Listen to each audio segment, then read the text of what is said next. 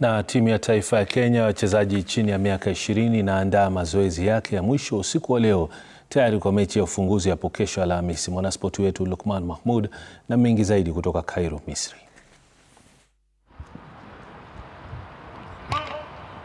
Baada ya maandalizi ya wiki 5 nyumbani na ugenini, vijana wa Kenya watashuka uwanjani Alhamisi saa 3 usiku kuikabili Morocco. Kenya ikitarajiwa kukosa angalau wachezaji watatu kwa majeraha. Benchi la ufundi limesema kikosi hicho kiko imara kuanza vyema mchuano huo.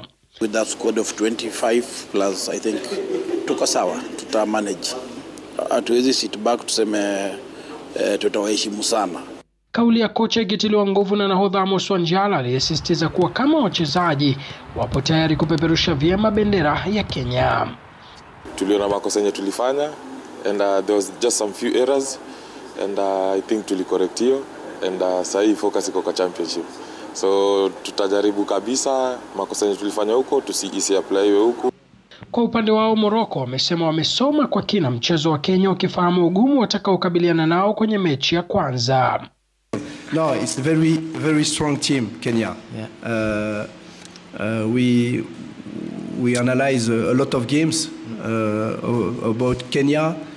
They want to play. They try to play. They have very good players. Kabla ya mechi ya Kenya na Morocco saa 3 usiku, Nigeria na Tunisia watavaana kwenye mechi ya kwanza ya kundi ba. Baada ya wiki za maandalizi, sasa ni masaa machache kabla ya timu ya Rising Stars ya Kenya kushuka dimbani kwa mechi yake ya ufunguzi dhidi ya Morocco katika uwanja huu wa 30th June jijini Cairo nchini Misri. Luqman Mahmud, Runinga Citizen kutoka Cairo, Misri.